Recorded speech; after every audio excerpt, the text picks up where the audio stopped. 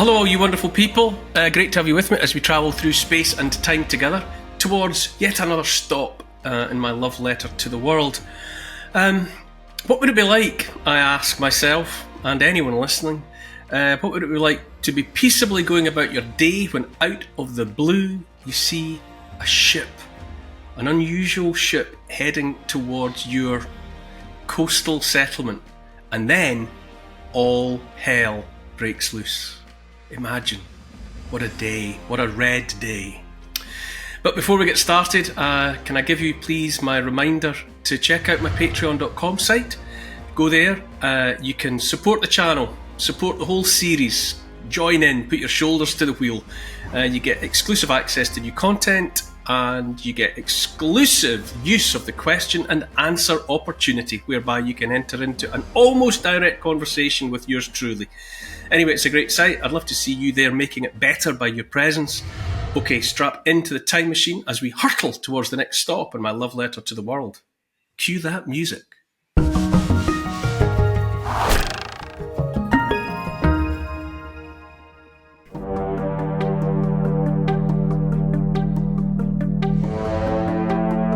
A shining light, busy, bustling and famous throughout Christendom, an island where some of the world's finest Anglo-Saxon artworks were created. Square sails, prows carved with dragons and circular shields hung over the gunwales. One god versus Odin, Thor and a whole pantheon of idols. Slaughter and slavery were coming. When this formidable fighting force sailed into view, the world trembled. Endeavouring to understand history in hopes of illuminating the future, I'm Neil Oliver, and this is my love letter to the world. Hi Neil. In the last episode you pitched us into a ferocious battle. Which moment are we heading to this week?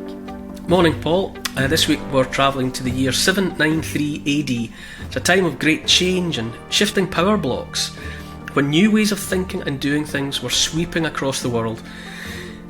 We're on an idyllic island where glorious artwork has been made, but unbeknownst to the residents, great harm is coming down the tracks fast. We are on Lindisfarne.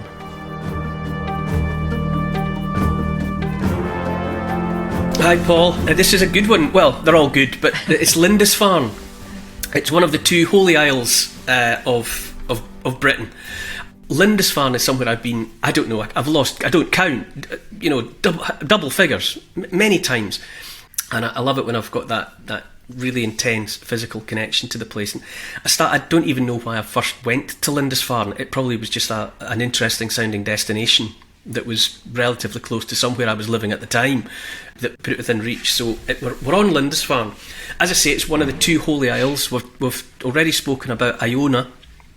These are places that come back into my thinking and writing all the time. Both holy isles.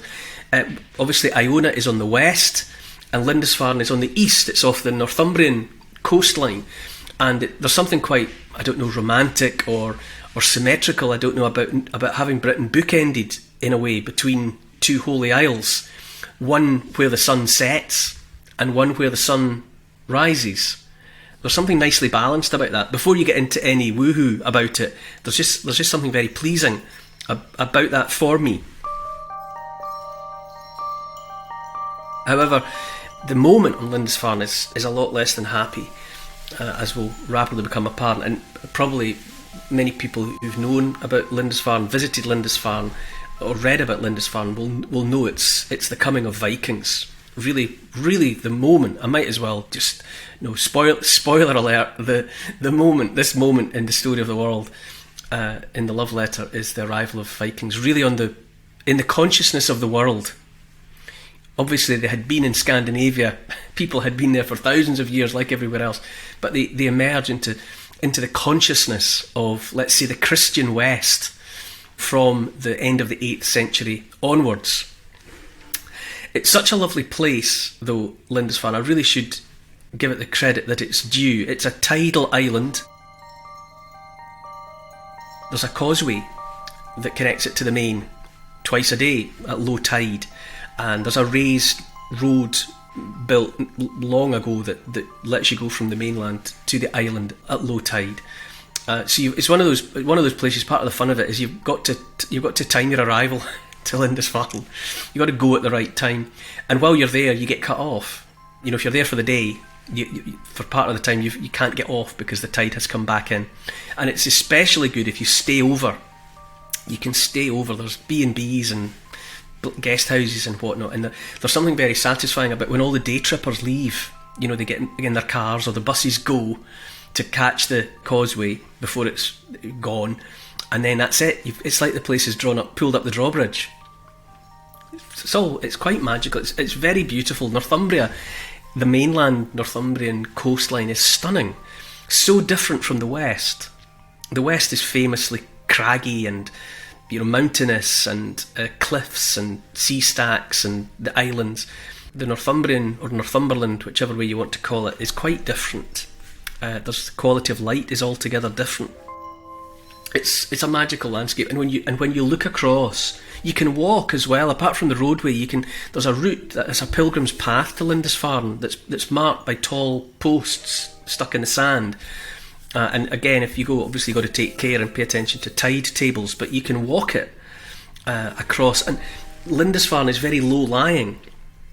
Apart from there's a little hill on it, topped by a castle that was rebuilt in the 20th century. Edwin Lutyens, who designed the cenotaph in Whitehall, he designed the rebuild of this castle for the then owner, who was the publisher of I think it was Country Life magazine.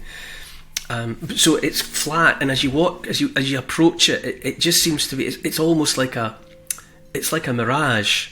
It looks like it's just sort of an optical illusion. It's like floating. There's something ephemeral about it, something fragile.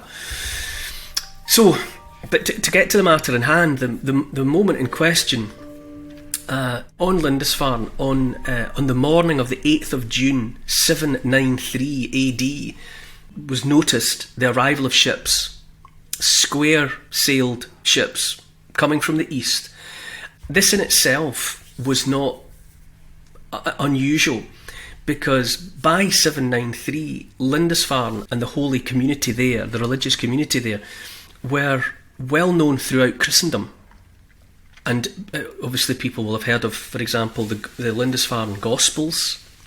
No one's quite sure. The books that are called the Lindisfarne Gospels, they may have been partly the work of Iona. They may partly have been the work of, or they were partly the work of Bishop Edfrith on Lindisfarne.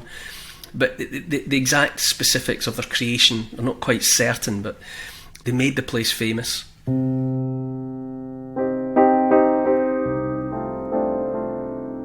It was a bright shining light in the Christian firmament, and people were coming from all over. So the fact that ships were making their way to Lindisfarne would not have been any cause for alarm, because people were coming from all over.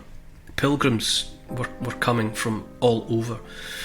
Were they famous for their artworks and stuff like that as well? Well, the Lindisfarne Gospels, really, it's hard to know how they were received at the time of their creation, but they're still regarded as some of the finest artworks created by anyone of any culture anywhere.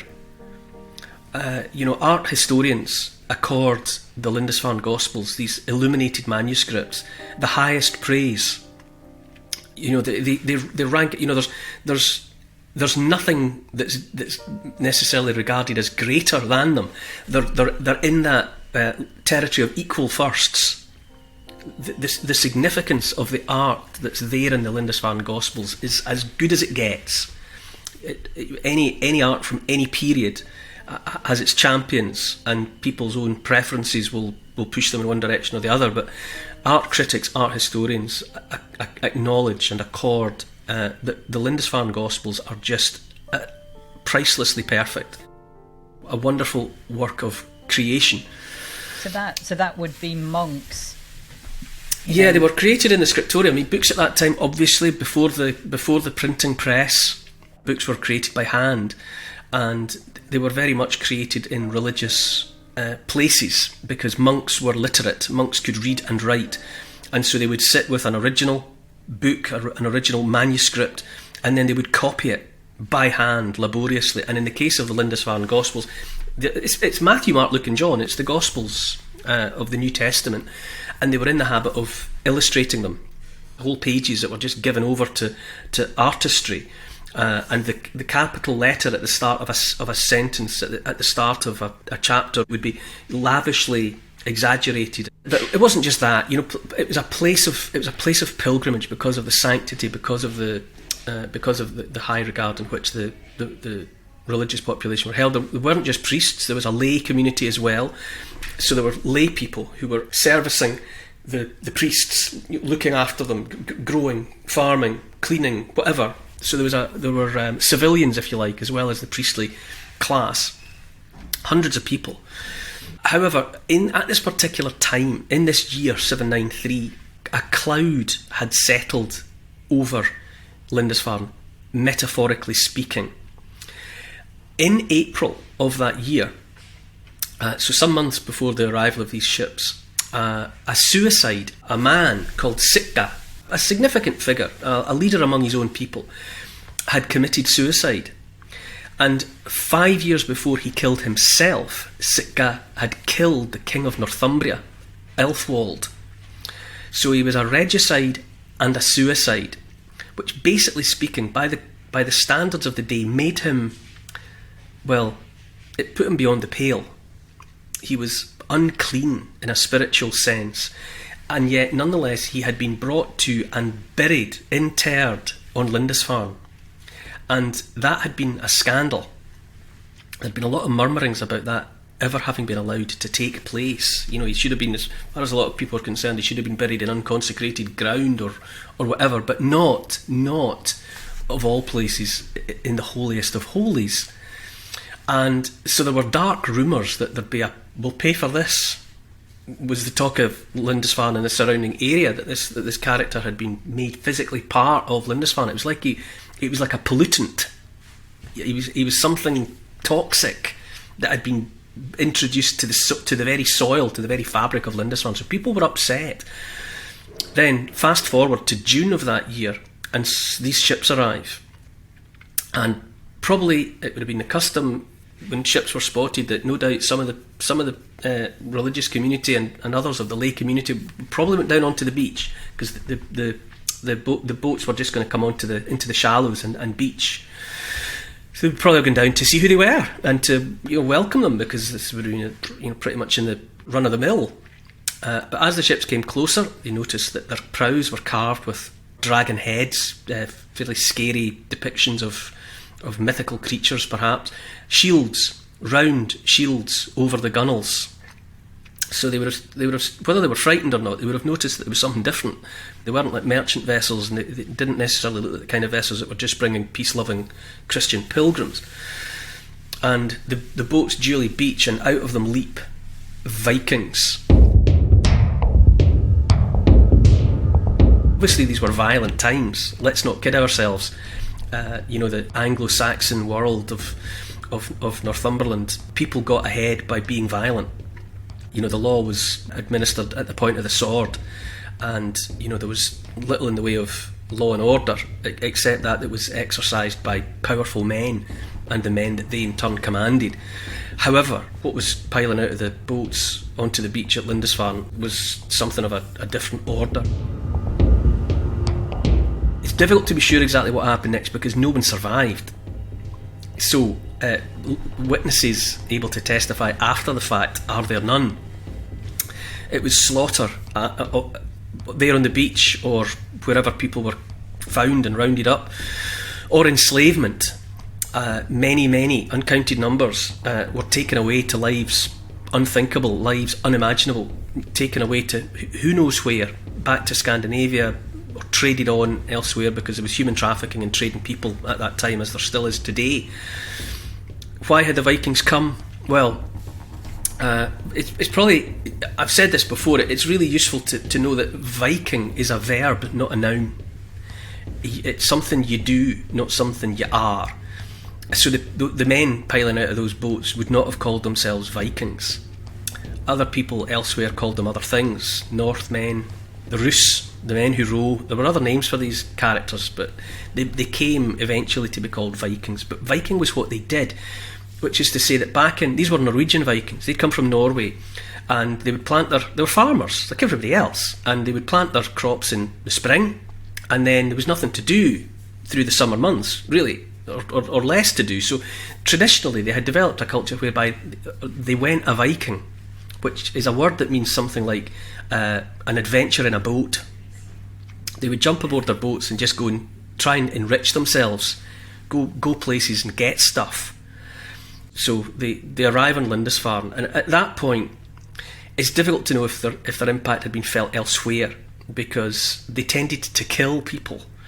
And so if they had arrived and wiped out a little settlement, mystery may have surrounded what had happened to those people. So in short, it's difficult to know exactly what happened when they arrived in Lindisfarne, but the people that weren't enslaved were killed, completely emptied. And the Vikings had been attracted because they knew enough. They had been around, they were travellers, wanderers, and they knew about Christianity. And conveniently they knew that it tended to be, at one day of the week, everybody gathered in the one big building. And in that big building at all times of the week was all the good stuff, gold, because the books like the Lindisfarne Gospels, or artworks generally, holy items, the stuff of the altar, the cups for the Eucharist, were gold, studded with precious jewels.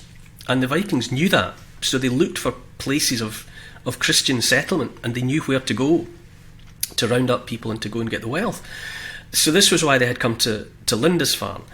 They weren't, obviously, they were amongst the last. They were the last people of Western Europe to accept or adopt Christianity. They were the end of the pagan tradition, so to speak. So they worshipped Odin and Thor and the rest of the pantheon of Norse gods. They came ashore and they did what they did, and they left as quickly as they'd come, with the sea turned red on the beach and the slaughtered people lying all about. Word spread. Other incidents in other places have been described as pistol shots that echoed around the planet. Well, what happened on Lindisfarne travelled. Word of it, people came across to the island and found what had happened, and this was significant. And very quickly it was being suggested that it was punishment for sins. Generally, that God was upset. Everybody knows, anybody reading the Old Testament knows that God gets upset with people from time to time, and the consequences tend to be dire. So maybe he was just upset generally. But people pointed fingers at the grave of Sitka and said, that's because that island accepted a suicide regicide. So word spreads all over. By that time, there's an individual, a great and significant man of the Christian faith called Alcuin of York. He was from York originally, but by that time he was a teacher. Charlemagne, the great Charlemagne, Big Charlie, is literally what Charlemagne means. And he was the king of the Franks, the emperor of the Franks. He was interested in learning, literacy, and he had established a school, a university, a place of learning at Aachen, which is in a part of a bit of territory that we would know as North Rhine-Westphalia. And so he had a great centre of learning there, and amongst others, Alcuin of York had been headhunted, if you like, pulled there, and he was teaching Charlemagne's kids. But Alcuin was plugged into the 8th century internet, and the social media thereon was humming with what had happened at Lindisfarne. And his response to it was, "Is this the beginning of greater suffering, or the outcome of the sins of those who live there? It has not happened by chance, but is the sign of some great guilt." Okay, so that was Alcuin of York's response is pretty typical. That there was you've asked for this and you've jolly well got it. The shock of it didn't go away. The shock of it kept on rippling back and forth and was talked about for centuries to come. So that by the early 12th century, there's a historian called Simeon of Durham, and he wrote about Lindisfarne, and it still reads pretty fresh. By the early 12th century, he said, "They came to the church of Lindisfarne, laid everything waste with grievous plundering, trampled the holy places with polluted steps, dug up the altars, and seized all the treasures of the Holy Church. They killed some of the brothers, took some away with them in fetters. Many they drove out naked and loaded with insults. Some they drowned in the sea. So that's the way in which the events at Lindisfarne were still being lamented hundreds of years later. Was Christianity firm all over the British Isles at that point?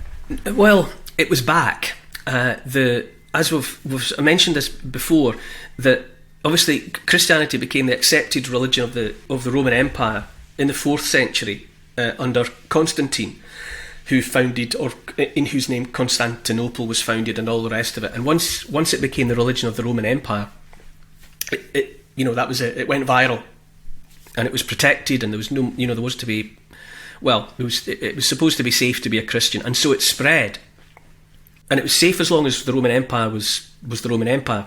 But with the fall of Rome in the West in the 5th century, Christianity, it was like a spinning plate on a cane.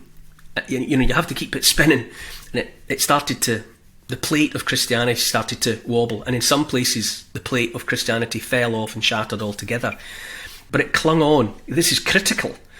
It clung on in certain remote places, and one of the places that it kind of survived was in the west of Britain, on the island of Ireland, and out into the islands of the west of Scotland. There were there were religious communities.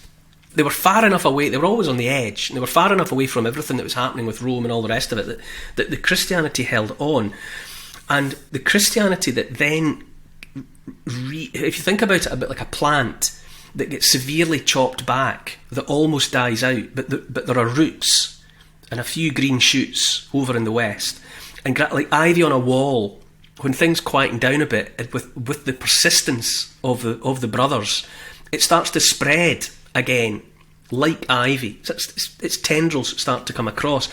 And what comes into Iona under Columba in the 6th century, it's an Irish Celtic variant. It's not Roman Christianity, it's an Irish Celtic variation, which holds true to the basic truths and the basic story of Christianity, but it's got little variations and kinks and idiosyncrasies that hadn't had anything to do with the foundation of the church, in Rome and in the Mediterranean.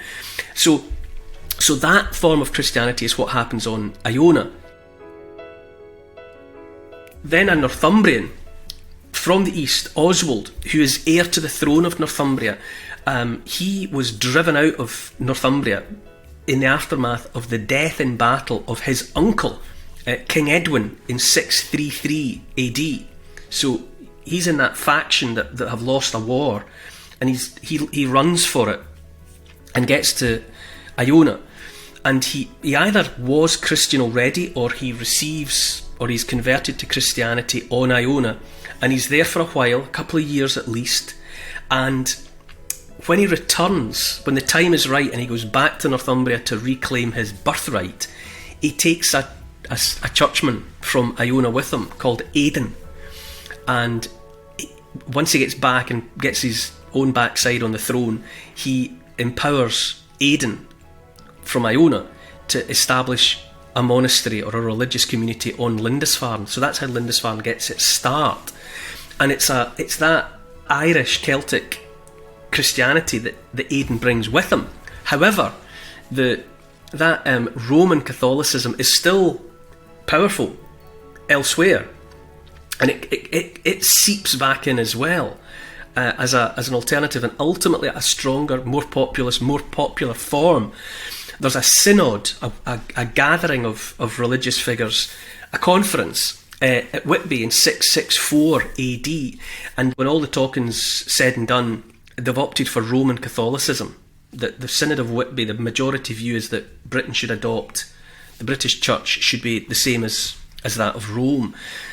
It didn't please everyone. Those that were on the losing side of that argument, rebels, went back to Iona and were kind of left in peace, really, to continue with their own version of things. They had a different date, they had a different way of calculating the festival for Easter, things like that. There were things about it that mattered a great deal to them, and they just weren't prepared to give them up. But after the Synod of Whitby, it was Roman Catholicism. on Lindisfarne, by far and away the most significant, the most name-checked individual there is Bishop Cuthbert. He was the leader of Lindisfarne, who's most famous. And by the time he died, there's miracles associated with his grave and all the rest of it. And when he died in 687, by that time Lindisfarne was fully in line with Rome. So really the future had happened, really. That was the version of Christianity that really always thereafter had the upper hand over most of the West. Were there still pagans in Britain, though, at this time? There's backsliding all the time. Christianity's definitely, and by then it's definitely in the ascendant. But Christianity was always always had most success in the main centres of population. Back in Europe, back in the classical world, it was always most successful in the cities, where people are together. I mean, I've got my own personal suspicions. I mean, I think in terms of the surveillance systems that are being put in place at the moment, the cameras and the social credit and all the rest of it, these things work a lot better if you can get everybody herded into cities. Because you know what, you can see everyone. If it's all about seeing people with cameras and having them pretty much under your gaze all the time, it's easier if they're all in the cities. And it always tended to be out in the countryside. It was a bit harder because people were always inclined to harken back to holy springs and nature spirits and worshipping trees and worshipping mountains and having their own interpretations of events. And that's why you get pagan and heathen. It's the people of the heaths, i.e. the people of the uncultivated wild ground, and pagan is Latin pagani, the people of the countryside, the people of the villages. So Christianity's there. It's there. It's never going away again. It's entrenched by this point. But there was always a bit of backsliding would happen. It took a long time to get Christianity bedded down. So no doubt out in the remote parts, out where the buses don't go, there were people who weren't going to church every Sunday necessarily. But the point really is this moment, it matters hugely.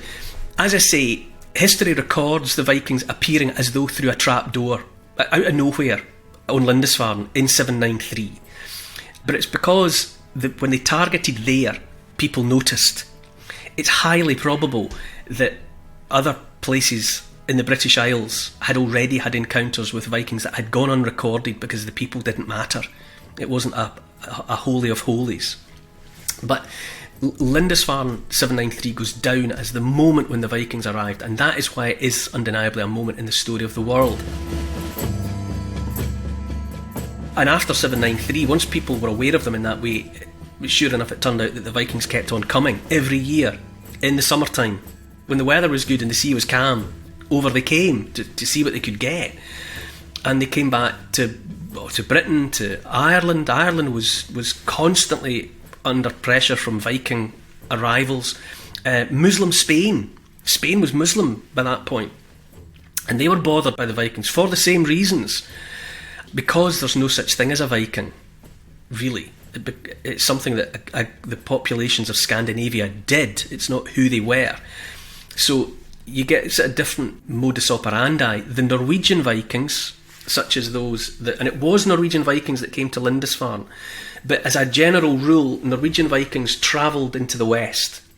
So they went to Orkney and Shetland, the far north of Scotland, and they went to Iceland, and they went to Greenland, and let's face it, they went to North America. They were hopscotching, leapfrogging from island to island across the top of the North Atlantic, and they got to North America. So that was the Norwegians. The Danish people coming out of Denmark, it was them in the decades and centuries to come that made life particularly miserable for the British, for the English especially.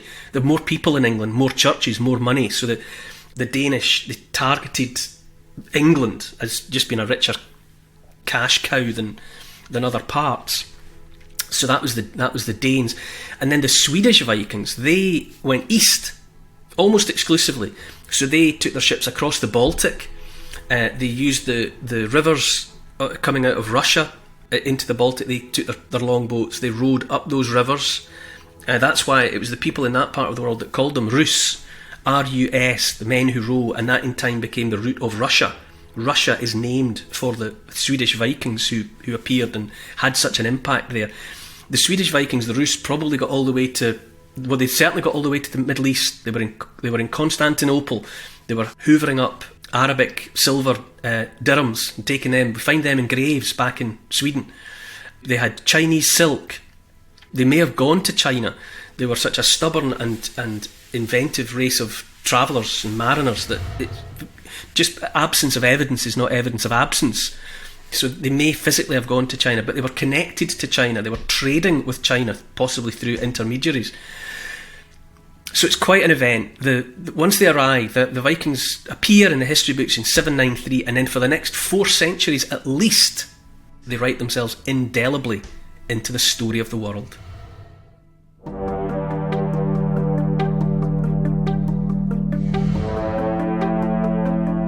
A land harried by cultured Islam to the south and by fierce Viking warriors to the north. A man of war, a conqueror, fighting to build a vast empire stretching from Scandinavia to the Adriatic, distilled from barbarian stock, king among Franks. He was crowned emperor, and the Holy Roman Empire is reborn. Next time in my love letter to the world. To help support this podcast and to get access to new and exclusive history and comment vodcasts every week, sign up to my Neil Oliver Patreon site. I'd love to see you there. Check out the Instagram account as well. It's called Neil Oliver Love Letter. And there's my YouTube channel, which is just called the Neil Oliver Channel. And to help build this podcast, tell your friends about it, get them listening and have them write a review to convince the online crowd to join us. For further reading about these moments in time, you could try my book. It's called The Story of the World in 100 Moments, and it's published by Transworld. Neil Oliver's Love Letter to the World is produced by Neil Oliver and Paul Ratcliffe for Catnip Inc. Music's composed by Milo McKinnon. The social media and YouTube producer is Oscar, CFR. Additional research is by Evie, Lucian, Archie and Teddy. Finance is by Catherine and Trudy. Post-production is by Althorpe Studios, and the graphics are by Paul Plowman. Thanks for listening. This has been a Catnip Inc. Podcasts production.